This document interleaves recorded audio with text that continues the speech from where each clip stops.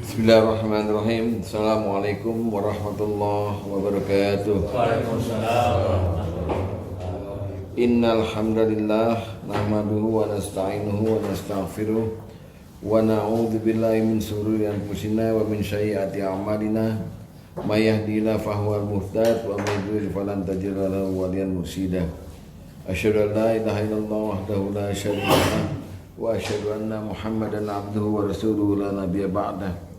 Allahumma fasholli wa sallim wa barik ala Muhammad wa ala alihi wa sahbihi wa mawalah la haula wa la quwwata illa billah. Amma ba'd, fa ya ibadallah usikum wa nasibi taqwallah wa ta'ati la'alakum turhamun. Ma'asyiral muslimin wa sahabatul mukminin rahimakumullah, sahabat nur iman yang saya cintai karena Allah. Mari sama-sama bersyukur kehadirat Allah Subhanahu wa taala dalam keadaan yang malam yang dingin ini. Seharusnya bisa beristirahat, kita masih bisa menyempatkan waktu, diberi kekuatan oleh Allah untuk hadir bermuzakarah dalam rangka thalabul ilmi. Semoga Allah memberikan kita rahmat dan ampunannya. Amin ya rabbal alamin. Malam ini kita lanjutkan lagi, masih dalam bab besarnya dampak buruk perbuatan maksiat yang ke-17, yaitu meninggalkan catatan buruk. Sekarang catatan buruk yang ditinggalkannya dalam tema, udah berapa tema ya? 3 ya? Golongan gender, golongan baik buruk, dan golongan yang dicintai dan dibenci Allah. Sekarang dalam catatan amal kita ini, kitab kita ini, bisa saja Allah mencantumkan nama kita. Jadi nama kita nanti akan dipanggil. Nama kita semua nih, Bapak Utama Dewan, Bapak Sugeng, Pak Rudi, Pak Paino dipanggil. Jelas dipanggilnya. Lafalnya bukan bahasa Arab, ya nama kita sekarang ini. Pak Abdul Karim, Pak Joko Indarto, semuanya.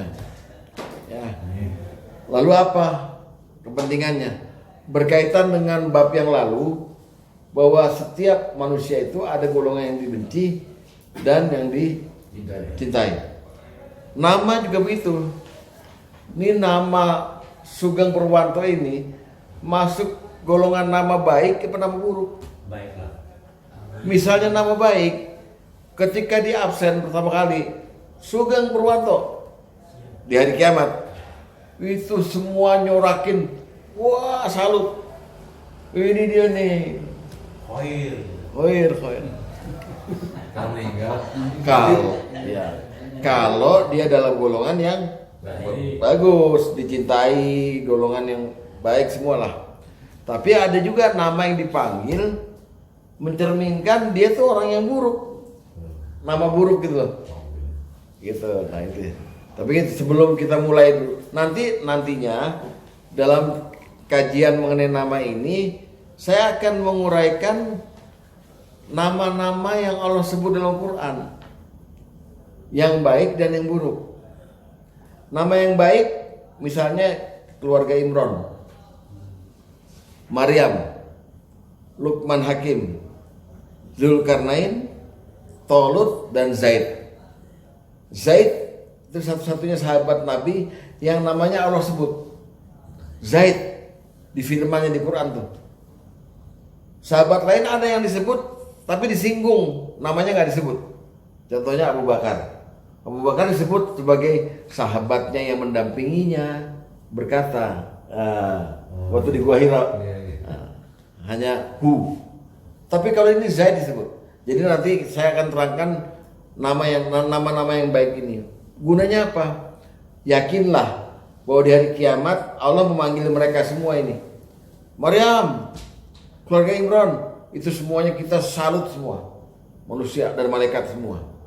Prestasi. Nah, nama yang buruk nanti yang akan diceritakan di bab ini, Azar, Fir'aun, Haman, Korun, Samiri, dan Abu Lahab.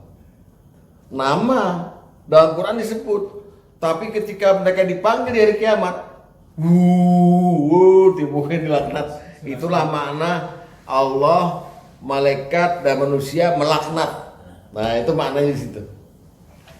Jadi nama ini penting. Nah, sekarang kita ukur nanti dari ukuran ini, nama kita waktu dipanggil itu gimana gitu loh. Dia buku. Terus nama yang buruk dipanggil, mereka bilang capek deh. Jadi nggak berlaku apa arti sebuah nama tuh? Nggak berlaku. Makanya begini. Jadi kepastiannya ada bahwa kita nanti akan diabsen. Dipanggil beneran, dipanggil nama kita. Jadi nggak bisa Pak, kalau Bapak misalnya ngumpulin orang nih, mau ada pembagian BLT, tapi nama nggak dipanggil nggak mungkin kan? Masa datang langsung gitu, kan dipanggil ada daftarnya. Nah, nanti Bapak mesti yakin bahwa Bapak akan dipanggil. Nah, kepastiannya itu coba tolong buka dulu suratnya. Kepastian bahwa akan dipanggil nama kita, ya. Nanti baru tahu nih. Surat Al-Isra. Surat 17 ayat 71.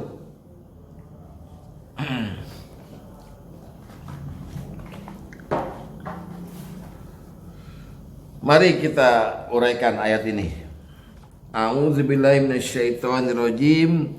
Yauma yad'u kulla unasin biimamihim. Sampai situ dulu. Ingatlah suatu hari yang di hari itu kami panggil tiap umat, maksudnya tiap umat itu tiap jiwa ya, tiap diri ya, dengan pemimpinnya, biimamihim, ya. Jadi setiap orang itu Allah udah plot akan dipanggil beserta imamihim, pemimpinnya.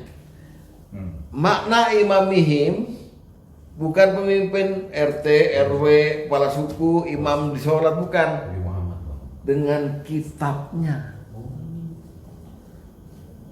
Jadi gini, misalnya saya panggil Pak Utama Dewan, Saudara Utama Dewan, kitabnya saya panggil juga, kitabnya Utama Dewan, sini. Datang Utama Dewan, datang kitabnya. Diserahkanlah kitabnya ke Utama Dewan nih. No, kitab lo. Tinggal dia nerimanya kanan ke kiri. Waktu dipanggil, orang udah bilang, wah ini dia nih. Nah, tapi dia nerimanya kanan ke kiri, itu aja. Jadi dipertemukan kitabnya itu dengan kita. Manggilnya dua pihak.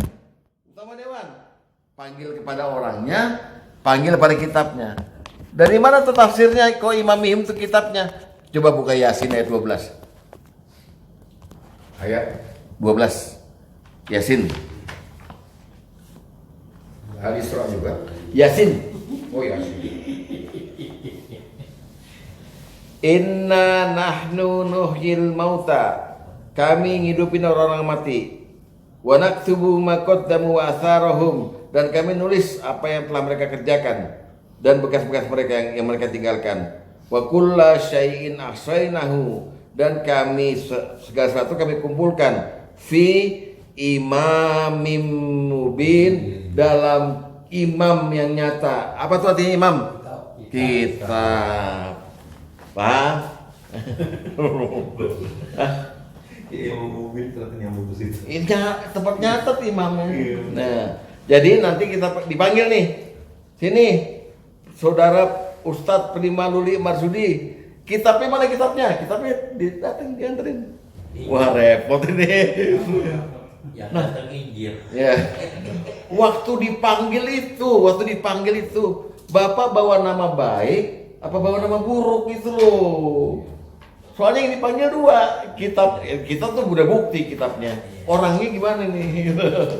Serem kan? Sebab di yang tadi lagi di Al-Isra tadi, itu. Setelah ingatlah suatu hari di hari itu kami panggil tiap umat dengan pemimpinnya ya.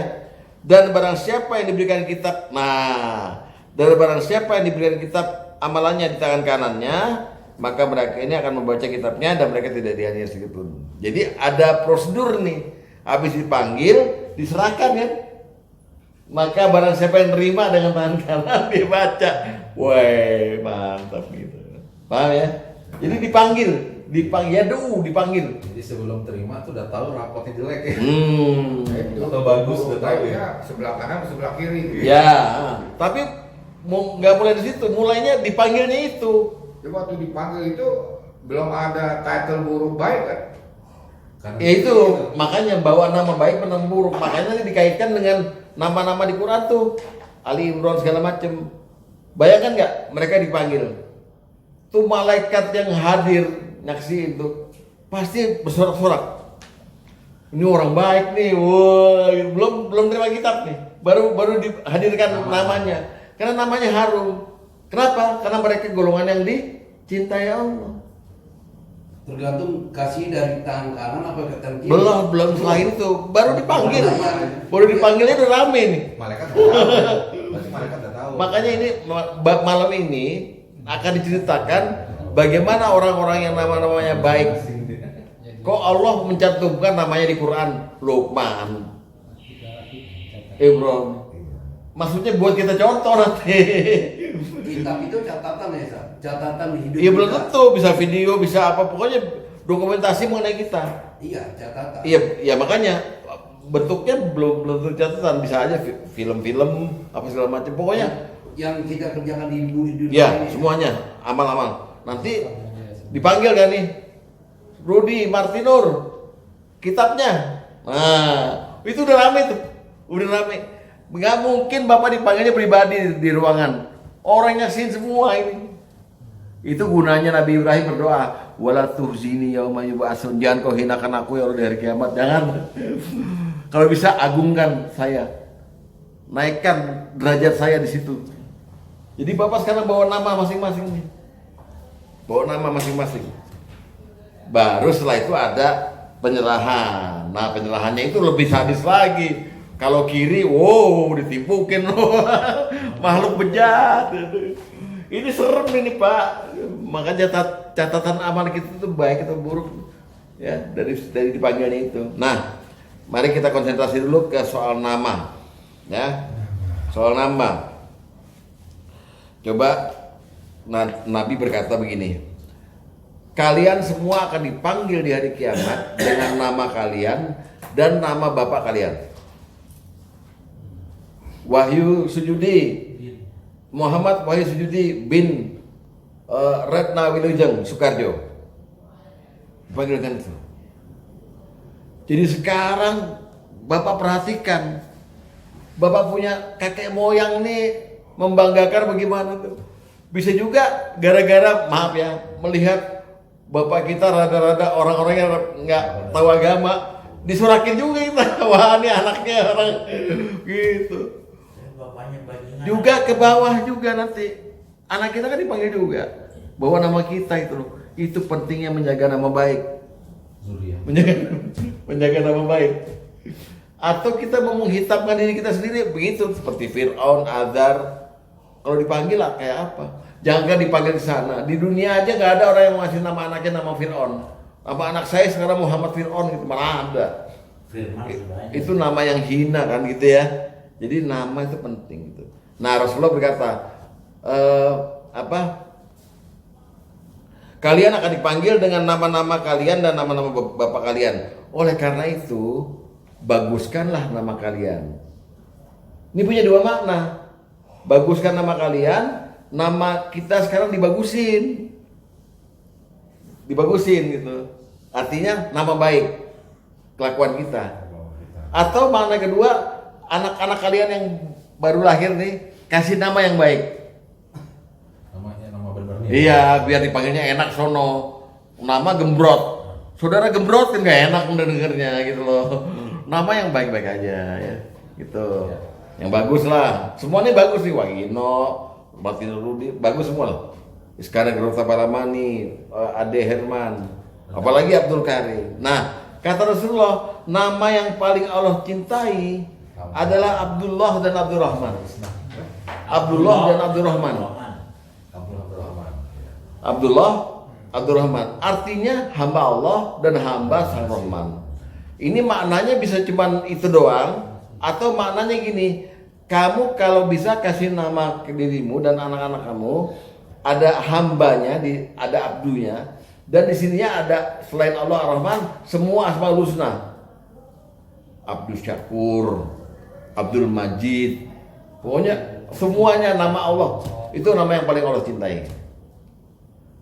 Jadi nggak ada tuh seksi bilang apalah arti sebuah nama, nggak boleh. Memang penting nama itu. Shakespeare. Dia tadi kan bilang what's the name? Apa? Iya, what is the name kan dia bilang. Ya dia bilang dalam apanya tuh kitabnya Shakespeare. Apa sebuah nama? Ada artinya sebuah nama karena dan nama kata Rasulullah nama yang baik, yang benar ya, sebenar-benarnya nama itu dua. Haris dan Hammam. Apa? Haris dan Hammam. Ini cukup baik. Kalau bapak nggak mau pakai Abdul, Abdul kan abis Abdul selalu pakai Asmaul Husna. Abdullah, Abdurrahman, Abdul Majid, Abdul Karim.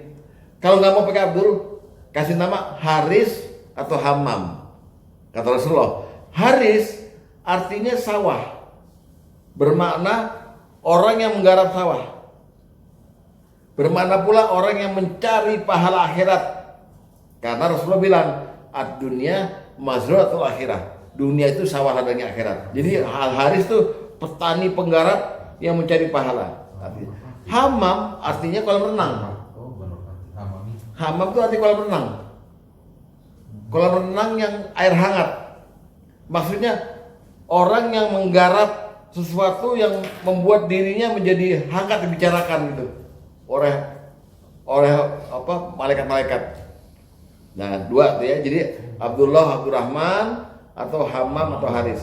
Nah, nama yang paling jelek adalah Harbu dan Murrah. Harbu itu artinya perang. Murrah artinya waktu. Ngapain ngasih nama anak waktu Muhammad Maghrib? Ya kayak enak. Pak Maghrib, Pak Isa, Pak enggak ya. Kalau Isa sih ya. Tapi Tapi nggak apa-apa. Ini hanya makruh aja. Jadi sejelek-jeleknya nama adalah Harbu perang atau Murrah waktu. Sebagus-bagusnya nama Haris dan Hammam. Nama yang dicintai Allah adalah Abdullah dan Abdurrahman. Gitu ya. Terus kata Rasulullah, boleh juga bapak punya nama kalau bahasa Amerikanya nickname. Nickname apa? Nickname tuh nama julukan. Nama bahasa Arabnya kunyah. Kunyah itu nama julukan. Biasanya kalau laki-laki pakai Abu atau pakai Ibnu. Abu atau Ibnu, ya kan? Nah, betul. Kalau misalnya perempuan pakai Ummu. Nah, gitu. Jadi misalnya Abu Bakar, ya. Abu Jahal. Boleh. Itu kunyah itu, nama julukan. Abu Lahab. tapi kalau tidak dikenal si bulan ya. Abu itu Iya. artinya Bapak. apa? Bapaknya siapa gitu? Pak Karim nama anak pertamanya siapa? Abu Nes. Aduh, Mas. Afu Jin Abu Nes. Bukan, Bap. Enggak. Anaknya. Anak Siapa? Siva. Siapa namanya? Afwa. Bukan, Afwa. Afwa yang berjaga. Yang pertama anaknya kan? Afwa ya? Bapak Abu Afwa. Oh, Abu Afwa. Jadi anak pertama dan. Iya, anak pertama doang yang boleh dicantumin. Abu Afwa. Ini Abu Adenan. Ya kan? Anak penelitian kan? Enggak. Biasanya begitu. Jadi Pak tahu anak pertama siapa? Tito apa? Alan apa Tito? anak pertama apa toh? Anak pertama. Siapa? Alan apa namanya? Tito? Tito. Bapak berarti Abu Tito. Bapaknya Tito. Bapaknya Tito. Bapak Abu Dani. Gitu. Pak Ustadz Abu Marta. Abu Marta, itu Marta Afida Marta kan? Abu Afida gitu. Itu namanya kunyah. Itu boleh.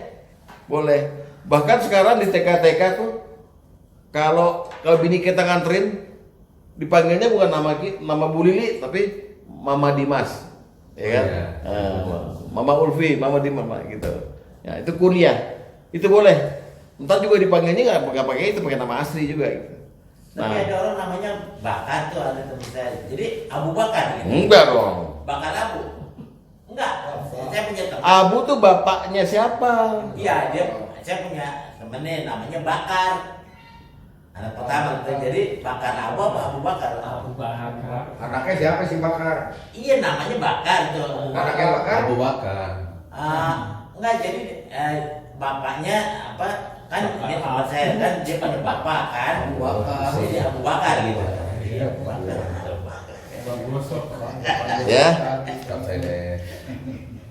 Jadi saya ulang sedikit bahwa kita akan dipanggil dengan nama-nama kita dan nama-nama bapak kita.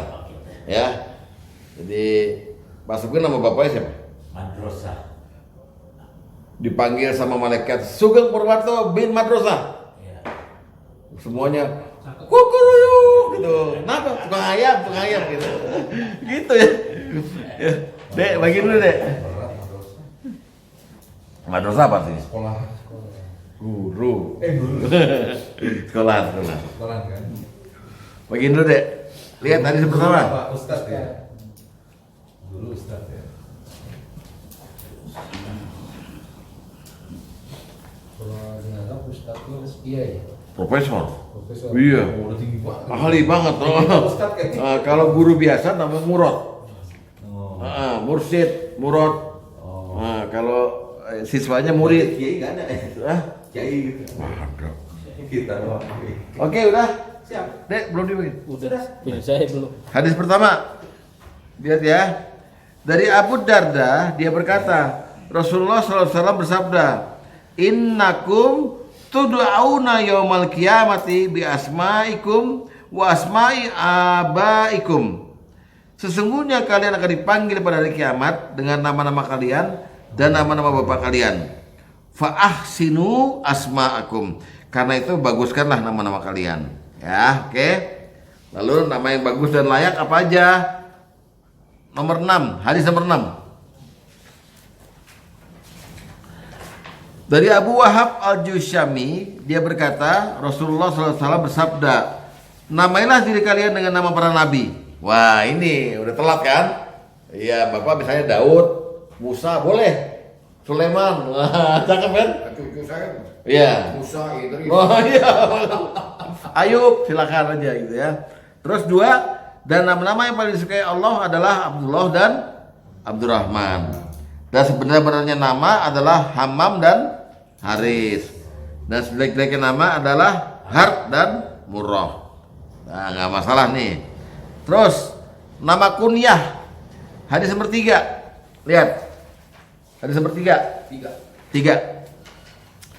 Dari Sahal bin Sa'ad, dia berkata bahwa di antara nama-nama yang paling disukai oleh Ali adalah Abu Turab atau bapaknya debu. Dan dia lebih suka dipanggil dengan sebutan itu. Dan tidaklah dia dijuluki Abu Turab, melainkan suatu hari Nabi SAW mengetahui bahwa di antara dia dengan Fatimah ada sedikit permasalahan, sehingga dia keluar dari rumah dan tidur di masjid. Lalu Nabi SAW membuntutinya karena hendak menemuinya. Lalu beliau bersabda, "Ini dia orangnya, sedang berbaring di masjid." Kemudian Nabi SAW membersihkan debu dari punggungnya dan bersabda, "Ijlis ya Abu Turab." Duduklah wahai Abu Turab. Ini nama panggilan, bapaknya debu. Contoh-contoh nama kunyah, lihat halaman terakhir. Lihat halaman ke-12. Dibuka halaman terakhir. Halaman terakhir dibuka. Halaman terakhir. Halaman terakhir dibuka. Terus semua nama-nama kunyah, ya. Nama aslinya ada di sampingnya. Abdullah bin Abi Quhafah, nama kunyahnya Abu Bakar. Abu Hurairah, nama kunyahnya Abdurrahman bin Sakhr. Kenapa dinamai Abu Hurairah? Bapaknya kucing.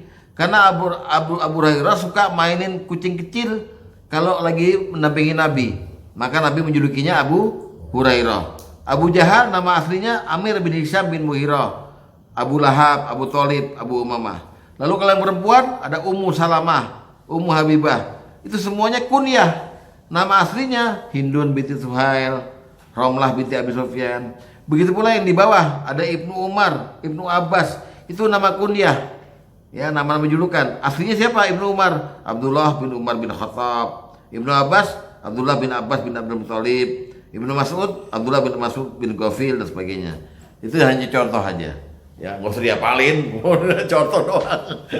Ya, biar tahu bahwa orang Arab tuh nama bagus juga nama kunyah, nama julukan, nama panggilan. Ya, boleh kita manggil, misalnya Bapak Ustadz memanggilnya Bapak Abu Afidah, Bapak Abu Adnan, Bapak Abu siapa tadi? Abu Afwa. Itu siapa? Novel. Abu Noval gitu ya. Nah, Ini mungkin. apa? Mungkin. Mungkin sopo? Mungkin nama saya. Oh, Punya. Kunya. Panggilannya mungkin kan. Oh iya. Gitu ya. Jadi nama ini penting karena dipanggil ntar kita ya. Terus sekarang nama yang paling buruk di hadapan Allah. Jangan sampai pakai nama ini. Ya, hadis nomor 10.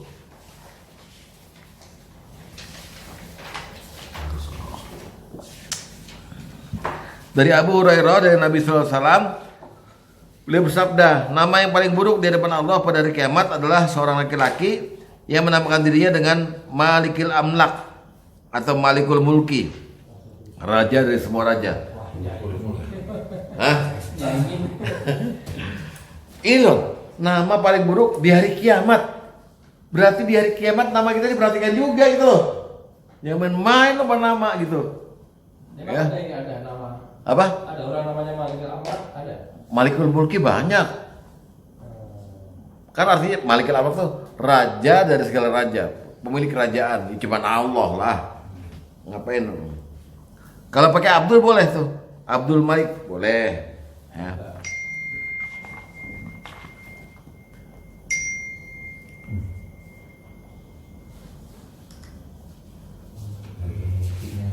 WA. Dimas. Tadi kuliah itu apa? Istilah. Julukan, Julukan. nickname, atau nama panggilan. Banyak kan anak pertama tuh. Abang pertama. Jadi pakai Abu Tito.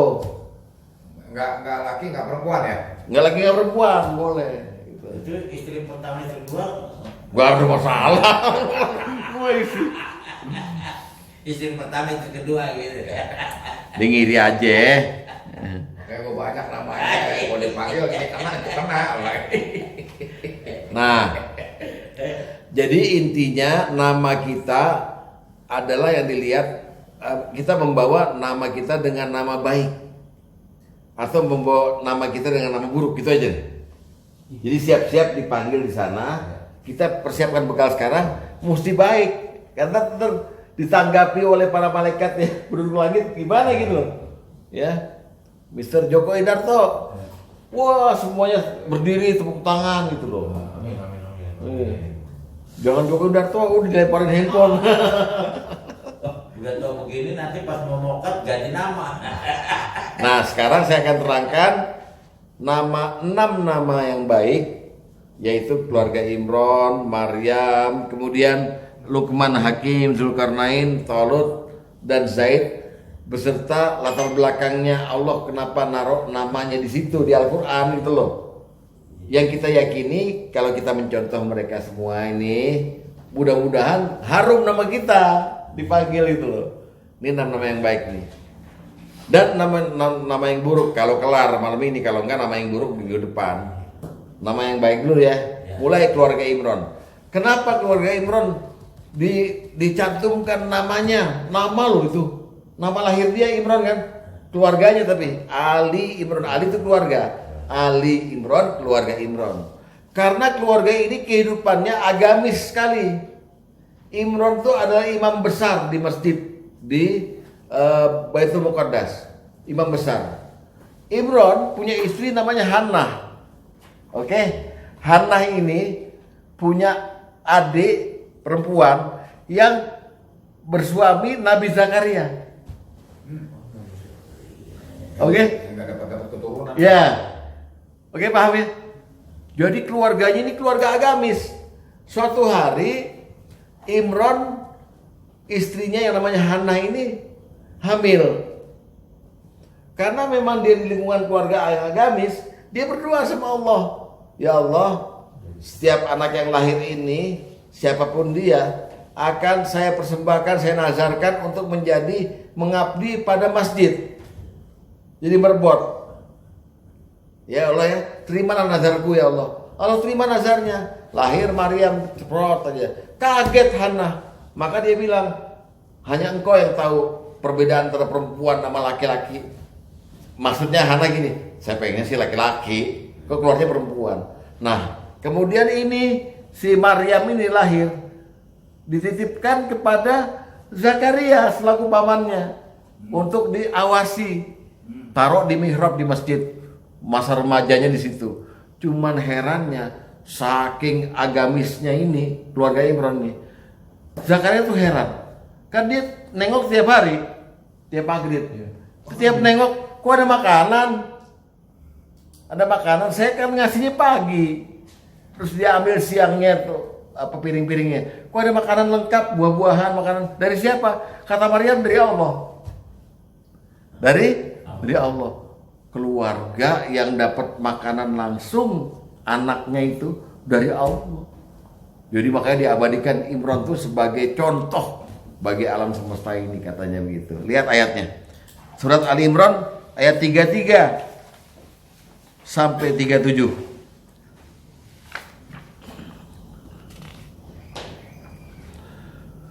Surat Ali Imran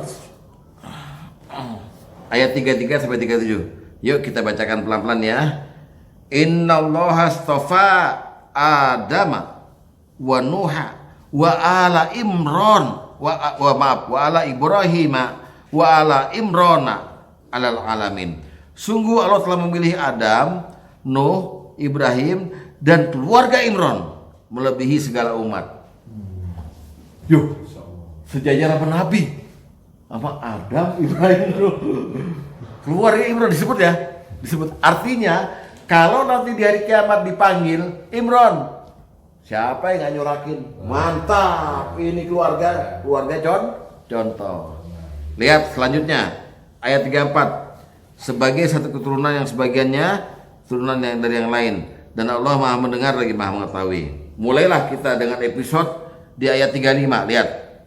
Ingatlah ketika istri Imran, namanya Hannah ya, berkata, "Ya Tuhanku, sungguh aku menazarkan kepada Engkau anak yang dalam kandunganku menjadi hamba yang soleh dan berkhidmat di Baitul Maqdis.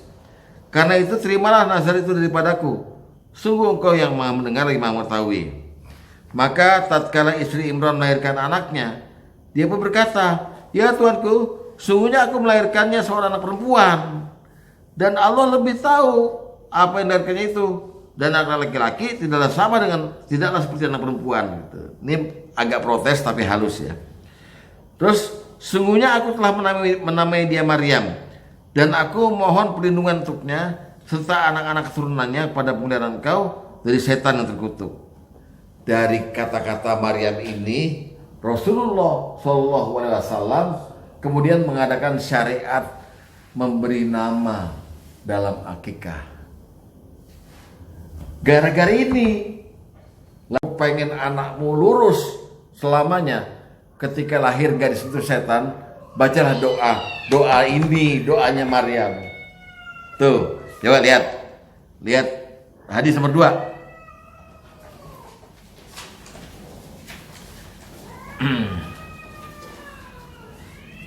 Setiap anak tergadaikan dengan akikahnya. Anak tersebut disembelihkan kambing untuknya pada hari ke-7, dicukur rambutnya, lihat, wa yusammi dan diberi nama. Mengambil syariat dari omongannya si Hannah tadi, aku namakan dia Maryam. Rasulullah ada inspirasi, berarti beri nama pada waktu lahir. Satu ya. Yang kedua, hadis nomor 9. Nama saat akikah ya Ustaz? Iya. Hadis nomor 9. Lihat. 9 atau 11? 9.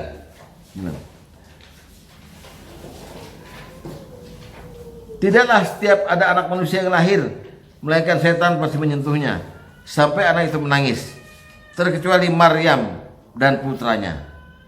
Kenapa begitu? Karena Maryam tadi bilang di ayatnya, dan aku mohon perlindungan untuknya serta anak-anak turunannya pada pemeliharaan Engkau dari setan yang terkutuk. Jadi kalau Bapak mau anak cucu Bapak lahir nggak digoda setan sampai selamanya, waktu dia di kandungan, baca doa Maryam ini.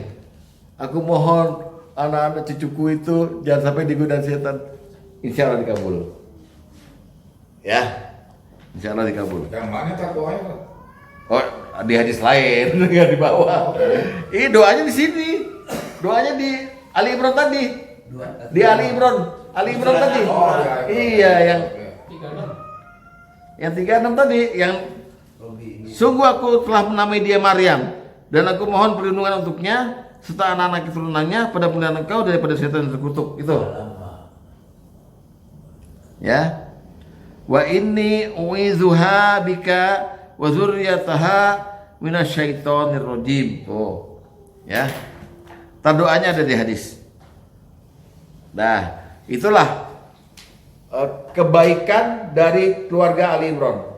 Satu, dalam hati kita pengen kita niru nih. Ini keluarga yang agamis. Mana saudaranya ada Zakaria, ya kan? Lihat lagi di ayat 37-nya. Maka Tuhannya menerimanya sebagai nazar dengan penerimaan yang baik dan mendidiknya dengan pendidikan yang baik. Dan Allah menjadikan Zakaria pemeliharanya. Zakaria ini termasuk pamannya kan. Setiap Zakaria masuk untuk menemui Maryam di mihrab, dia dapati makanan di sisinya.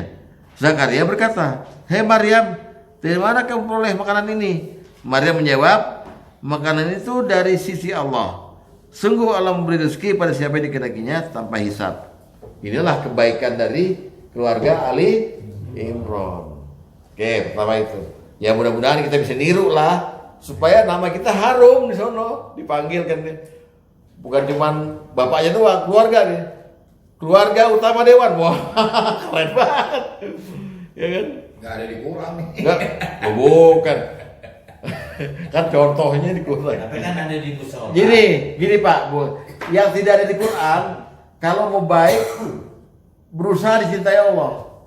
Sehingga kalau Allah dicinta, malaikat di langit cinta semua. Jadi ngerti sama kita. Oh, ini dia nih orang yang dicinta gitu loh.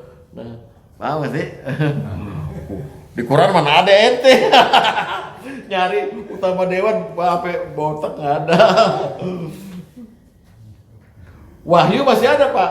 Gua pasti. Wahyu sujudi ada kan? Ya Pak Ustadz tuh sering bacain sujudi ilah sujudi ya kan? Ada. Oh dia dulu banyak Sayuti Pak. Wahyu Sayuti. Suyuti. Oke, itu keutamaan dari satu namanya Ali Imran. Sekarang yang nomor 2 Maryam. Sekarang Maryam. Ya, enggak. Lihat Al-Anbiya. Ada 12 keutamaan dari Maryam. Surat Al-Anbiya, surat 21. Surat 21, ya. Ayat 91. Ayat 91 sampai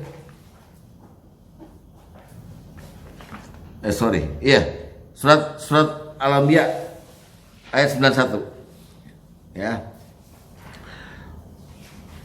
Dan ingatlah kisah Maryam. Keutamanya dia yang telah memelihara kehormatannya. Lalu kami tiupkan ke dalam tubuhnya ruh dari kami.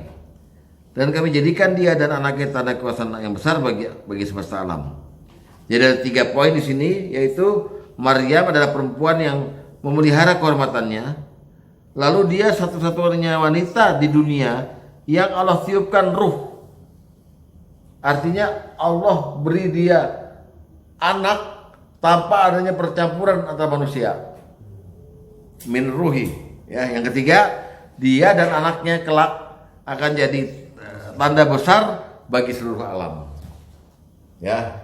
Ini semua bahkan agama-agama di luar Islam mengakui kok bahwa Isa itu lahir dari perawan Maria, ya, dari perawan Maria. Satu. Tuh ya. Lihat lagi nih Maryam kerennya nih. Surat At-Tahrim ayat 12. Surat At-Tahrim ayat 12. Di sini malah disebut lagi binti Imran ya. Dan ingatlah Maryam binti Imran yang memelihara kehormatannya. Maka kami tiupkan ke dalam ke dalam rahimnya sebagian dari roh ciptaan kami. Nah ini. Dan Maryam membenarkan kalimat Rabbnya dan kitab-kitabnya. Jadi yang ada dulu adalah kitab Taurat, Zabur sekarang ya. Dan dia termasuk orang-orang yang taat. Bayangkan perempuan yang lahirnya jaga kehormatan, taat, membenarkan kitab segala macam ya. Tuh utamanya. Lihat lagi Ali Imran 42 sampai 47. Wih, ini lebih bagus lagi nih. Keutamaan Maryam nih. 42. Dan ingatlah ketika malaikat Jibril berkata, Jibril datang nih. Biasanya yang didatangin Jibril cuma nabi, tapi Jibril datang pada Maryam. Jibril berkata, "Hai Maryam, sungguh Allah telah memilih kamu, mensucikan kamu, dan melebihkan kamu atas segala wanita di dunia."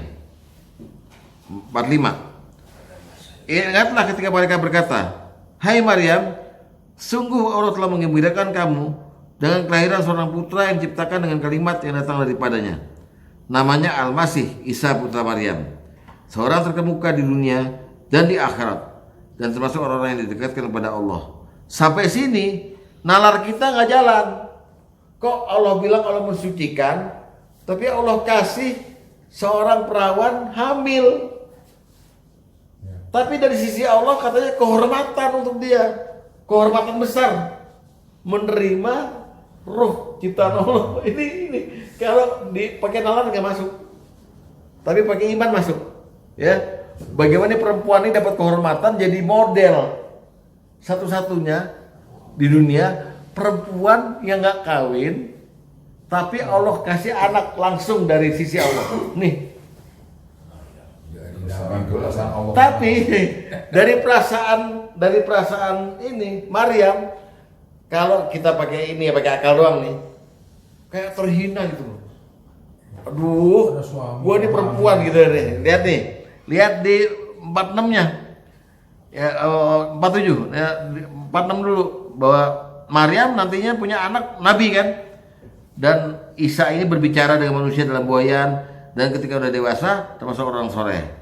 Di 47-nya Maryam berkata, "Ya Tuhanku, betapa mungkin aku punya anak, padahal aku belum pernah disentuh oleh seorang laki-laki pun." Allah berfirman ya melalui Jibril, "Demikianlah Allah ciptakan apa yang dikehendakinya. Apabila Allah berkehendak menentukan sesuatu, maka Allah hanya cukup berkata kun fayakun."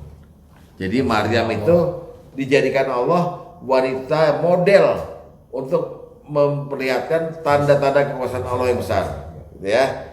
Anaknya yang dari rahimnya jadi nabi nantinya gitu. Makanya Rasulullah kemudian berdasarkan ayat-ayat ini menetapkan Maryam dengan beretapan di hadis nomor 4. Hadis nomor 4, lihat. Dari Ibnu Abbas dia berkata, Rasulullah SAW membuat 4 garis di atas tanah, kemudian bersabda, "Tahukah kalian apa ini?" Para sahabat menjawab, "Allah dan Rasulnya yang lebih mengetahui." Beliau bersabda lagi, penghuni surga yang paling utama dari kalangan wanita adalah 1. Khadijah binti Khuwailid, 2. Fatimah binti Muhammad, 3. Asyah binti Muhazim istri Fir'aun, dan 4. Maryam putri Imran. Semoga Allah meridhoi mereka semuanya. Jadi ini adalah tokoh wanita utama di surga. Bayangkan itu. Jadi gini loh Pak, karena udah ditetapkan begini, nanti waktu Maryam dipanggil di hari kiamat, Maryam, surga kebuka udah, lebat ya pintunya. Ini orang ditetapkan surga. Nah kita bisa kan gitu, surga kebuka, Tutup lagi. ya.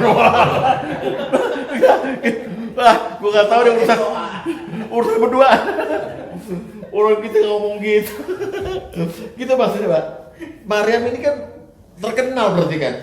Bayangkan di surga udah menanti dia. Namanya harum. Nah namanya dipanggil gitu tuh. Imran, Maryam gitu. Ave Maria. Gracia plena. Ya kan gitu. Ave Maria gracia plena. Ave Dominus tecum. Benedictatus in mulieribus. Tapi nggak kena ya.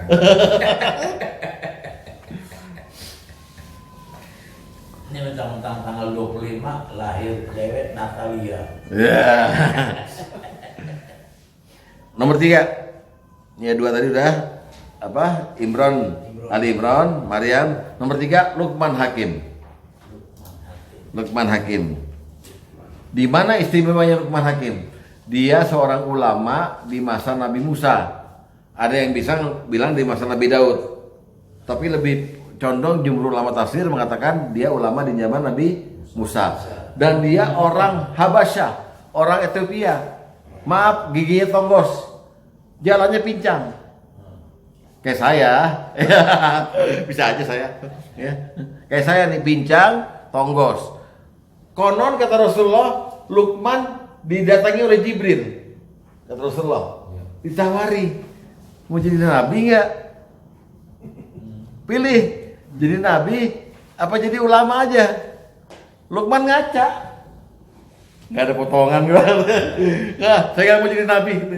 Saya jadi yang orang biasa aja, jadi orang biasa. Jadi dia sempat ditawari. Makanya kemudian dalam surat Luqman ayat 12 Allah kemudian mengatakan sesuatu yang istimewa. Coba lihat surat Luqman ayat 12. Surat Luqman ayat 12. Inilah keistimewaan Luqman yang pertama yang tidak diperoleh oleh orang selain Luqman. Lihat baik-baik.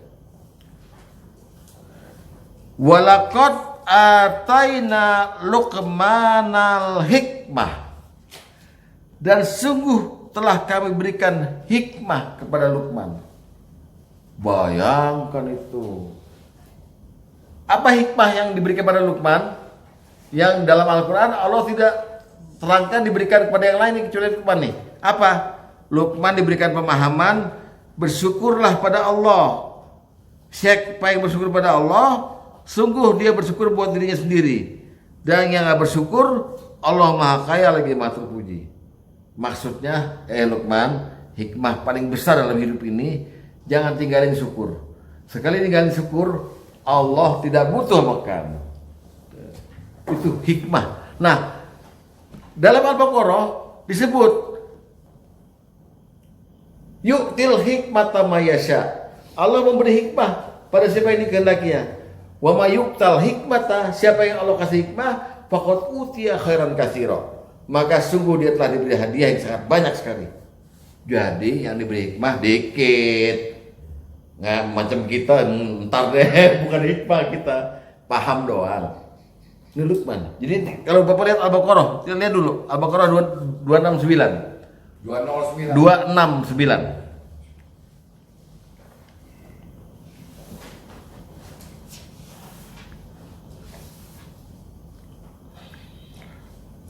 Apa kata Allah? Yu'til hikmata may yasha. Allah mengaruniakan hikmah pada siapa yang dikehendakinya. Wa may yu'tal hikmata, barang siapa yang diberikan hikmah, faqad utiya khairan katsira. Sungguh dia benar-benar telah dianugerahi karena yang banyak. Ya, berarti ini orang yang diberi hikmah nih orang yang udah penuh dengan karunia Allah, keistimewaan gitu. Termasuk Luqman. Makanya namanya Allah sebut walaqad apa tadi? Walaqad ataina Luqman. Luqman. Keren nggak? Ya? Keren banget kan? Gitu. Kemudian Rasulullah menguatkan lagi, bukan menguatkan, istilahnya menjelaskan soal Luqman di hadis nomor 7. Bukan nomor 7.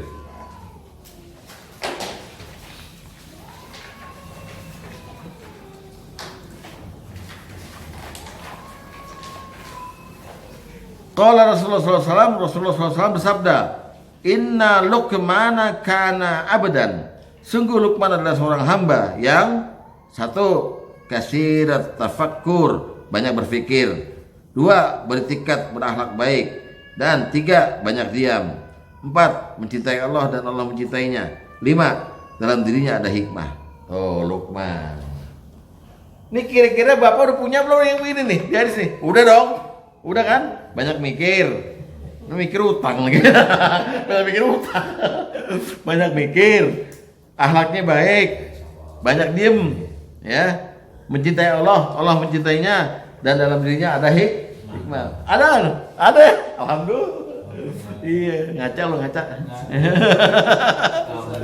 mikir dompet tuh. Ya. Bupati Indramayu. Ya, itu Pak. Kenapa namanya disebut? Dan coba sekarang bayangkan Luqman dipanggil di hari kiamat. Luqman namanya Luqman doang, tapi karena diberi hikmah diganti sama Rasulullah Luqman Al-Hakim. Luqmanul Hakim. Waduh, semua orang kan hormat sama dia. Orangnya pincang Pak, tonggos hitam, tapi orang semua ini Allah cinta sama dia. Beda, perlakuan malaikat beda Pak. Dipanggil namanya. Sekarang nama kita gimana nih? Itu terserah Allah tuh manggil kita nama apa. Bukan nama kita waktu di dunia kan? Loh, nama kita di dunia tadi kan ada hadisnya. Kalian akan dipanggil. Kalau kita udah telat ngasih nama anak-anak itu bukan nama-nama itu gimana? Enggak apa-apa. Enggak apa-apa. Oh. Nama yang ada sekarang aja kalian yang karena Rasulullah perintah. Kalian akan dipanggil dengan nama kalian dan nama bapak-bapak kalian bin siapa. Oleh karena itu baguskanlah nama kalian. Nah, perintah baguskan nama kalian. Kalau udah terlanjur namanya jelek gak apa-apa, tapi yang penting bawa kelakuan baik sehingga namanya jadi baik gitu loh. Itu hikmahnya nama baiknya. Ngajinya telat apa sih? Ngajinya telat. Gaji 2003 loh. Gaji 2003 loh.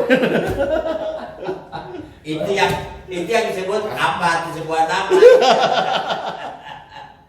Apa itu sebuah nama itu maksudnya kan. Jadi nggak selalu kita mesti ngasih nama anak Luqman. Enggak, kalau udah telat nggak apa-apa. Yang penting nama yang disebut itu dipanggil itu bawa nama baik itu loh. Bawa cinta Allah, bawa Ya, nama-nama yang disebut Ganti aja bacaan. Imran lah, Luqman. Iya. Itu Allah yang kasih hidayah bagaimana? Allah iya, justru saya mau nyeritain bagaimana Allah mengistimewakan itu sehingga namanya ada dalam Quran. Lalu kita belajar dari situ gitu loh. Belajar keluarga Imran begini, Maryam begini, buat apa dia pasrah sama Allah. Luqman begini, gitu. Sehingga nama kita jadi seharum nama dia. Dulu bapaknya itu kenapa ngasih nama Utama Dewan? Gawat. Untuk bukan Samiri.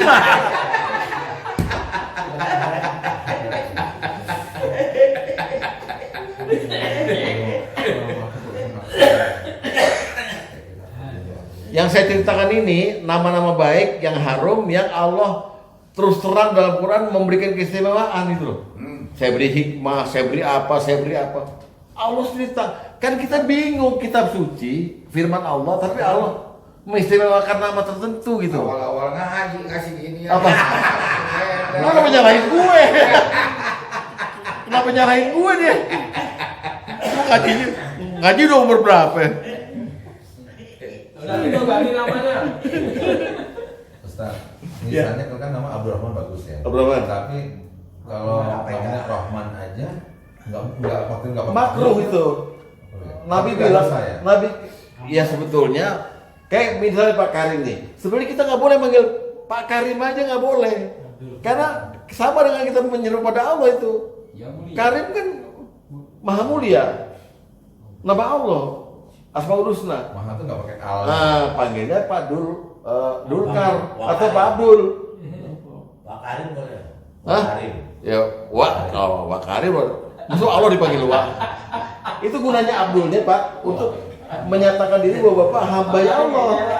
Iya, hambanya Sang Karim gitu kan. Sedangkan Karim sendiri bukan nama Bapak, nama Allah. Jadi belum Maha itu sudah gabung di Di Karimnya, di Asmaul Husnanya selalu. Karim itu langsung udah ada Maha mulia. bukan pakai bisa Rohman, Aroh Maha Pengasih. nggak pakai ar juga udah Maha. Oh itu alif lam kan itu makrifah aja. Cuma Rahmannya sendiri udah Maha. iya. Pengasih ya? Jarang Muhammad Sugeng gitu nama. Saya punya teman SMP, teman sebangku, Muhammad Said Isa Hidayatullah. Kerjanya nyimeng ya. Ada Muhammad, ada Isanya, ada Hidayah Allah. Ada Allahnya di namanya, tapi Cuma nggak ngaji. jadi Pak Tom, yang penting kita ini cuma ngambil ibroh dari nama-nama baik ini supaya nama kita bisa seharum mereka gitu. Ini berat karena tadi ayatnya bilang nanti akan dipanggil di hari kiamat. Umat beserta kitabnya dipanggil loh, namanya disebut. Ya nggak apa-apa namanya sebenarnya Oneng, ya udah terlanjur, masa dibukunya itu Oneng Abdullah, Oneng nggak apa-apa. Tapi harumnya kelakuannya gitu. Nah, mencontohnya dari mana? Dari nama-nama yang Allah sebutkan.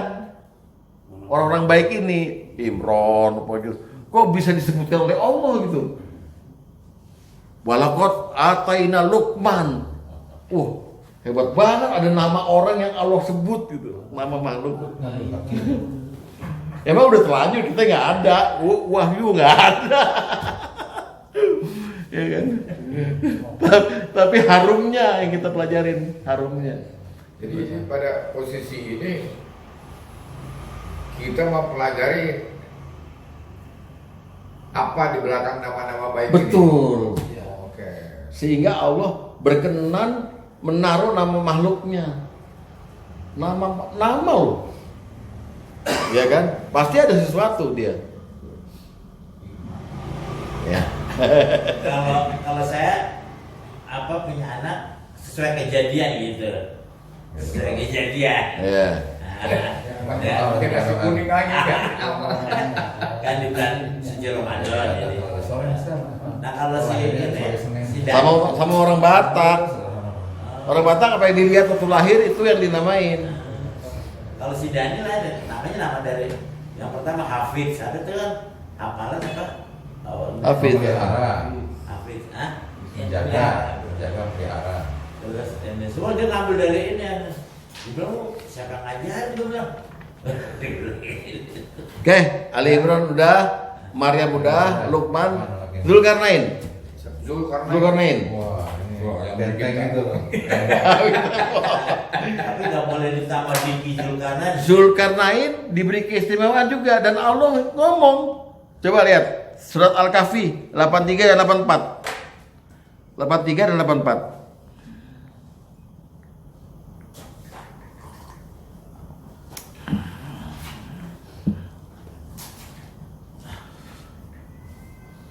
Wa yas'alunaka an Dzulqarnain kul sa'atlu alaikum minhu dzikra. Mereka bertanya pada Muhammad soal Zulkarnain. Katakan Muhammad, aku bacakan sekarang. Saya ceritain soal Zulkarnain, kata Muhammad begitu. Cerita pertama ini adalah keistimewaannya langsung. Lihat ya.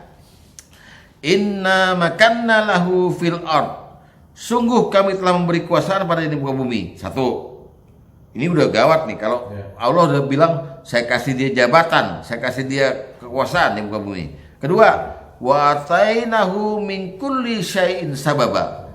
Dan kami telah memberikan padanya jalan untuk mencapai segala sesuatu. Wih, ini gawat nih. Powerful banget. Wow. Nah, makna ayat 84 ini yang syai'in sababa ini buka tafsir Ibnu Katsir. Mengenai ini di dalil nomor 11, dalil Bapak nomor 11 tadi. Ini tafsir Ibnu Katsir mengenai ayat 84. Nah ya. Dan firman-Nya, sungguh kami telah memberi kekuasaan pada di buah bumi. Artinya kami memberinya kekuasaan yang besar di bumi, termasuk segala sesuatu yang dimiliki oleh raja-raja seperti pasukan, senjata perang, benteng pertahanan. Karena itu, Zulkarnain menguasai timur dan barat bumi, dan kepadanya dan seluruh negeri tunduk kepadanya. Raja-raja tunduk kepadanya, dan bangsa-bangsa Arab dan non-Arab melayaninya. Oleh karena itu, beberapa orang menyebutkan bahwa ini disebut Zulkarnain karena mencapai dua ujung, tempat terbit dan tempat matahari, yaitu timur dan barat. Bayangkan nih, hampir separuh bumi dikuasai oleh dia, ya kan? Oke, terus. Dan perkataannya, maksudnya firmannya, dan kami telah memberikan padanya jalan mencapai segala sesuatu. Ibnu Abbas, Mujahid, Said bin Jubair, Ikrimah, As-Sadi, Qatadah, Ad-Dahhak dan lainnya mengatakan artinya sababa itu ilmu. Zulkarnain itu ilmunya luas, tinggi. Wah, ilmu mengenai tembaga, besi, gelas, bikin benteng, konstruksi sipil, arsitek, dia tuh semuanya, ya kan? Nah, Qatadah juga mengatakan dalam perkataannya, itu tadi dia berkata, Zulkarnain mempunyai tempat-tempat tinggal di bumi dan tanda-tandanya. Maksudnya lautan dan segala macam. Ya, itu tafsirnya. Jadi betapa hebatnya Zulkarnain itu sehingga Allah berkata, ya yas'alunaka anzil Qarnain. Diceritain dia ketemu sama siapa, dimintain tolong bikin tembok segala macam dengan bilang, "Udah, yang penting atini zubarul hadid. Kasih saya besi. Wa khalan fuku, saya tiupkan api segala macam." Jadi ahli apa dia tuh? Ahli konstruksi, ahli segala macam gitu. Itu Zulkarnain. Hari mata Lagi besi. Mata Insinyur beneran kalau ini. Ya. Dan kita ngebayangin dia dipanggil juga di hari kiamat, Zulkarnain. Berdiri semua raja-raja yang lagi hadir semua berdiri semua. Ini kan rajanya raja ini, ya kan? Menguasai timur dan barat. Yang bisa menyaingi Zulkarnain ini Sulaiman. Sulaiman tuh 3/4 bumi dia yang kuasai, kecuali negara Sabah yang ada ratunya itu. Bandel dia belum ini, makanya tunduk. Tapi semua seluruh bumi itu dikuasai sama Nabi Sulaiman. Hebatnya. Ya. Tapi masih kalah sama Dorka sebelum subuh. Ayo. Iya. Kalau 2 rakaat subuh tambah 1 witir berarti punya ayam ya. Zulkarnain bukan nabi ya katanya? Bukan. Ini yang disebut bukan nabi semua nih. Iya. Bukan nabi semua nih. Lukman juga. Iya, bukan. Kalau nabi ya udah jelas pasti nggak ada masalah dia. Kalau nabi nanti ada lagi ceritanya sendiri. Tapi kok bersaingnya dengan Nabi Sulaiman tadi? Bukan bersaing loh. Iya. Ya seperti dia. Ya, seperti dia. Sulaiman lebih besar lagi kerajaannya. Iya, iya. Zulkarnain kan nggak menguasai jin sama burung. Iya, iya. Sulaiman manggil pasukannya burung, jin, ya kan?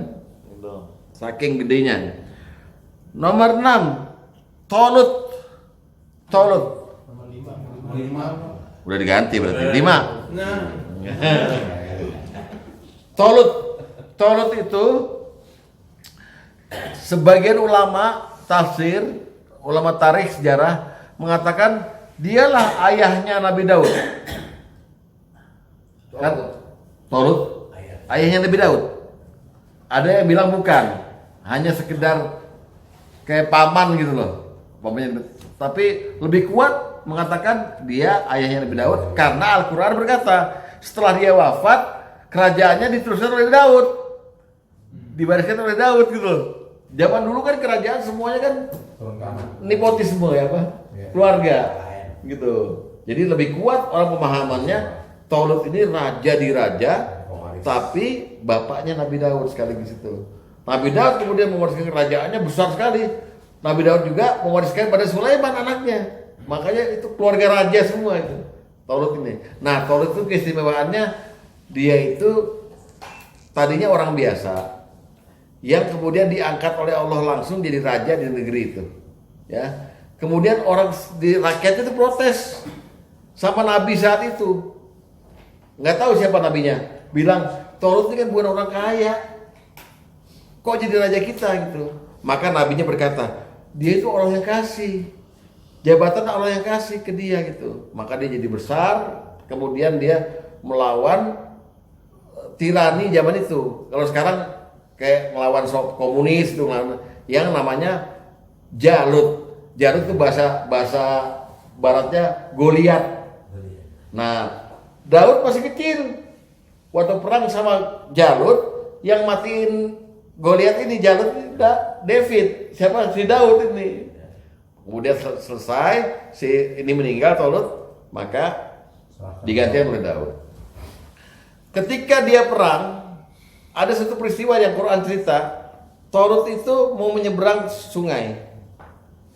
Dia menguji kemudian semua tentaranya, siapa yang masuk golongan saya tidak akan minum dari air sungai ini. Ya gitu ya. Cobaan. Ya, cobaan. Iya. Tapi kalau mau minum sedikit gak apa-apa, tapi jangan banyak-banyak gitu. Kalau yang mau minum banyak-banyak bukan golongan saya gitu. Maka banyak yang minum, tertinggal jadi kalah. Tapi yang tidak minum itu jumlahnya kata Nabi 313 orang doang. Mereka lah yang beriman tuh. Makanya kemudian Nabi menceritakan jumlah pasukan yang menyeberang sungai, pasangan Tolut, semuanya orang beriman. Artinya Tolut adalah raja yang beriman, paling beriman, gitu loh. Karena jumlahnya ini juga sama dengan jumlah pasukan Islam waktu perang Badar, sama persis. Jadi orang menggambarkan kejadian dulu tuh di copy paste kepada perang Badar. Di Tolut ini digambarkan raja yang beriman yang menguasai negeri untuk menyebarkan kalimat Allah. Itu Tolut, ya. Bukan yang bikin park itu Ji, bukan Bukan. air apa? Bukan ya, yang minum air. Bukan. Ya, statement jangan minum Nabi Daud itu teh. Apa Tolut, Nabi Daud? Tolut. Bapaknya. Tolut. Iya, Tolut ini.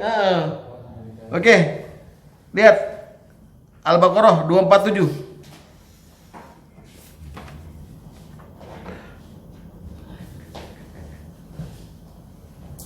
Kalau namanya nggak disebut mah biasa aja, ini disebut namanya sama Allah. Nabi mereka mengatakan kepada mereka, wa qala lahum nabiyuhum innallaha qad ba'atsa lakum Taluta malika. Allah telah mengangkat Talut menjadi rajamu. Mereka menjawab, bagaimana Talut memerintah kami, padahal kami lebih berhak mengendalikan pemerintahan daripadanya, sedang dia pun tidak diberikan yang cukup banyak. Nabi mereka berkata, sungguhnya Allah telah, satu, memilih rajamu, dua, menganugerahi ilmu yang luas, tiga, tubuh yang perkasa.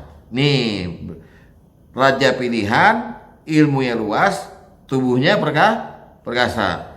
Kemudian Allah memberikan pemerintahan kepada siapa yang dikehendakinya, dan Allah maha luas pemberiannya lagi maha mengetahui. Jadi ada istimewanya Tolut, sehingga diberikan kerajaan ini dengan kriteria ilmunya luas, tubuhnya perkasa, imannya kuat. Ya. Pengen deh kita disebut sama Allah di Quran. Sungguhnya orang-orang yang berilmu itu kan enak gitu. Sebut wahyu Allah. Sebut terus. Ya, hadis nomor 8. Hadis nomor 8. Hadis nomor 8. Dari Barok bin Azib, dia berkata, kami sedang membicarakan tentang banyaknya sahabat Rasulullah SAW saat perang Badar. Kurang lebih berjumlah 300 orang, sama dengan jumlah pasukan Talut yang dapat melewati sungai. Tak ada ketika itu orang yang dapat melewati sungai bersama Talut kecuali dia seorang mukmin. Ini pernyataan menunjukkan Talut adalah raja mukmin. Makanya Allah sebut namanya sebagai yang diistimewakan oleh Allah. Bayangkan sekarang dipanggil di hari kiamat, Raja Talut. Wah, udah semua orang VIP. Dah sampai sini Bapak mau jadi apa? Keluarga Imran, Maryam kan perempuan ya. Apalagi siapa tadi? Luqman, Zulkarnain, atau Talut? Keluarga Imran. Kalau lagi punya anak namanya itu. Ya. Padahal dia yang pengen. Talut bin Utama. Waduh. Jangan tahu aja. Tapi ya ini dari semua nama ini yang agak kurang ini benar misalnya Talut ini. Kalau ya artinya Imran dari Maryam ya wanita, Luqman ya, banyak, Zulkarnain, Talut jarang dengar Talut ya. Iya Talut. Terakhir Zaid. Terakhir ini yang nomor 6. Nama orang nih Zaid. Iya. Zaid itu ada 2 di zaman Nabi. Ya, Zaid bin Sabit dan Zaid bin Harithah. Nah, yang Zaid bin Harithah ini Nabi Muhammad sampai mengangkat dia sebagai anak angkat. Dan kemudian banyak orang menjulukinya Zaid bin Muhammad. Turun Al-Azhar. Iya, jadi masalah. Muhammad bukan bapak dari kamu semuanya. Iya, jadi tolong kembalikan lagi namanya menjadi nama ke asalnya, ke bapaknya. Dia bukan anak Muhammad gitu ya, ditegur. Itu keluar yang namanya ayat apa? dua hati gak bakalan jadi ini. Iya, dua hati ya. Angkat. Ya, makanya iya kulu min awahihim, cuma perkataan mereka doang dari mulut mereka gitu. Padahal aslinya Allah nggak setuju kalau ada orang misalnya Pak Iskandar dikagumi sama seorang anak gitu. Kemudian anak itu bilang, bapak saya nih, ini bapak saya nih. Lalu dia namanya mau pakai bin Iskandar itu. Nah itu haram, itu nggak boleh. Nah termasuk Zaid ini kasusnya begitu. Zaid punya anak namanya Usamah. Ya, teman Usama nanti punya anak lagi namanya Zaid. Berapa Zaid Usama bin Zaid gitu aja. Ya. Nah, Usama apalagi ini cucu angkat yang disayang. Nah, Zaid satu hari dia diangkat Rasulullah kan dari budak, dari kecil budak diangkat jadi merdeka. Suatu hari Zaid ingin menikah. Nabi Muhammad punya saudara sepupu yang jauh dari keluarga Bani Kusoy. Namanya Zainab binti Hashi, bangsawan, dijodohin, menikah. Zainab kurang suka sama Zaid, walaupun ganteng tapi ini turunan budak, saya bangsawan gitu. Maka Zainab minta cerai. Allah memfirman pada Rasulullah, kalau Zaid udah menceraikan dia, kawini Muhammad. Berat pak jadi nabi. Bapak kasih sisi dafa bisa deh. Walaupun itu hanya kata Allah agar jadi pelajaran bagi umatmu bahwa boleh seseorang menikahi istri anak angkatnya,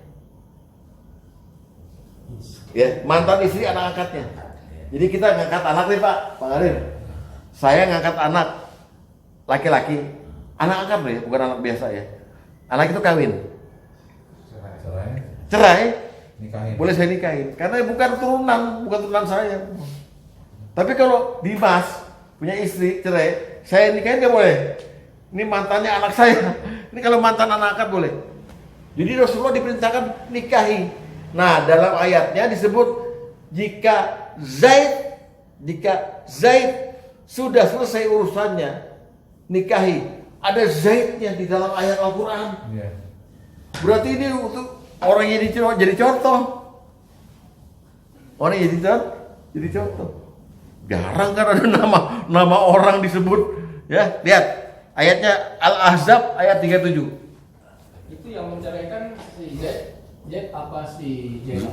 Zaid dong. Zaid akhirnya disuruh menceraikan kan.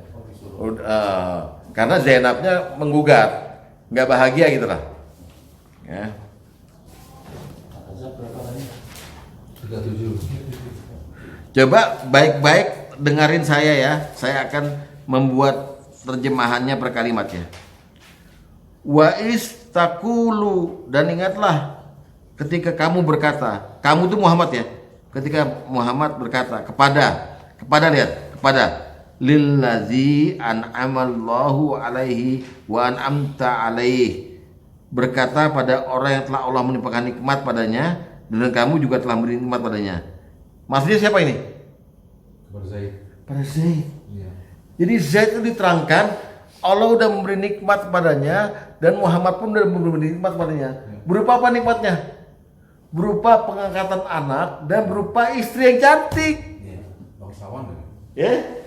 Jadi kamu ingat Muhammad, kamu telah berkata kepada orang itu, si Zaid itu, yang telah aku beri nikmat pada dia dan kau telah beri nikmat, tahanlah terus istrimu dan bertakwalah. Maksudnya jangan ceraikan.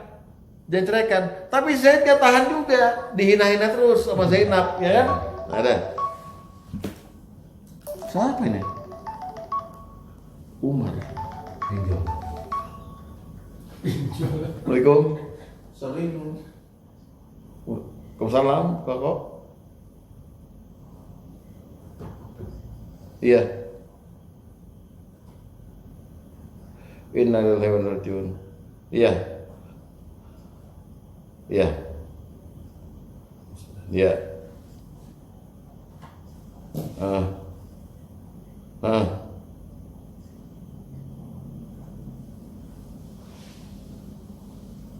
Baik. Iya.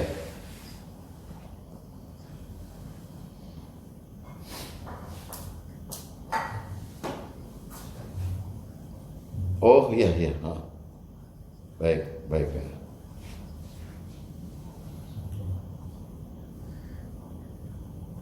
Iya, Mas Budi kemarin udah sempat kok ke sana ke rumah sakit kok. Oh iya. Baik. Iya. Jadi jenazah mau dibawa ke rumah kan nanti? Ke rumah kok. Terus?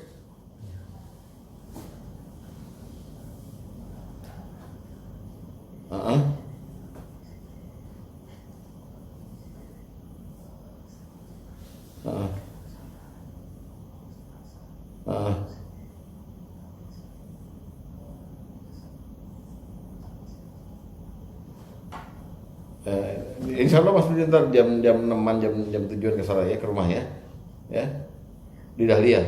Baik ya ya nggak apa-apa lagi ngajar ini ya. Oke masih ya. Waalaikumsalam warahmatullahi wabarakatuh. Adiknya mamaku. Iya. Adiknya ibu saya yang di Dahlia. Udah di rumah sakit udah 3 hari sih.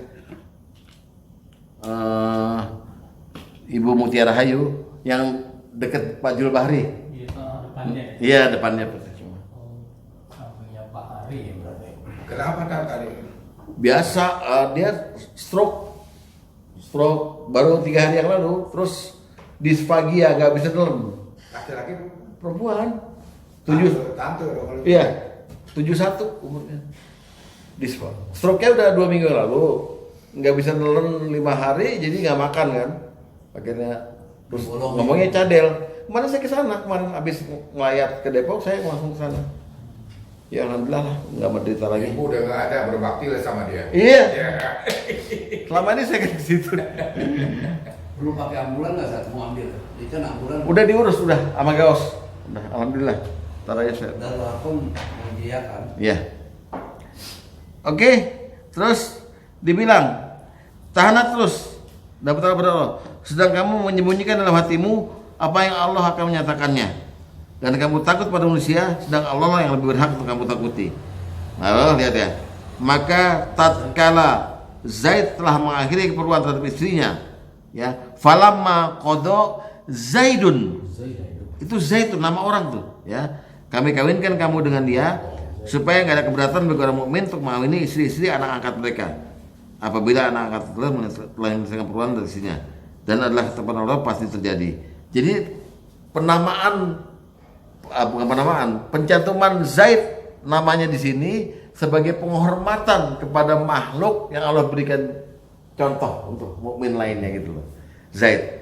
Nah, kelak Zaid ini gugur di perang dengan membawa bendera. Dia sebagai komandan perang, dia duluan bendera, dia gugur. Zaid ini. Jadi Zaid ini adalah pahlawan perang yang Allah jadikan contoh untuk masalah pernikahan, tapi juga Allah jadikan dia mujahid fisabilillah. Jadi mujahidnya ada di hadis nomor ke-5. Nomor 5. Ya, hadis nomor 5. Dari Abdullah bin Ja'far, dia berkata, Rasulullah SAW mengutus pasukan tentara di bawah pimpinan Zaid bin Harisah. Lalu beliau bersabda, jika Zaid terbunuh atau syahid, maka pemimpin kalian adalah Ja'far. Jika dia terbunuh atau syahid, maka pemimpin kalian adalah Abdullah bin Rawanah. Ketika mereka berhadapan dengan musuh, Zaid mengambil bendera dan bertempur hingga terbunuh, dan seterusnya.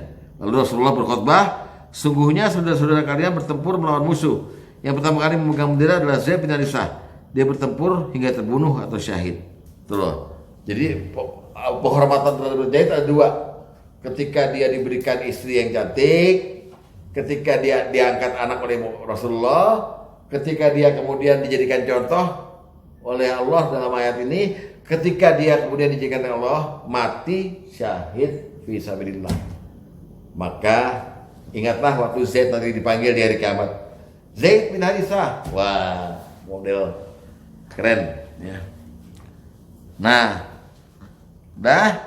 nama-nama buruk dalam Al-Quran ada 6. Insya Allah minggu depannya. Saya mau ngurus yang meninggal dulu. Ya, semoga ada manfaatnya. Assalamualaikum warahmatullahi wabarakatuh. Waalaikumsalam warahmatullahi wabarakatuh.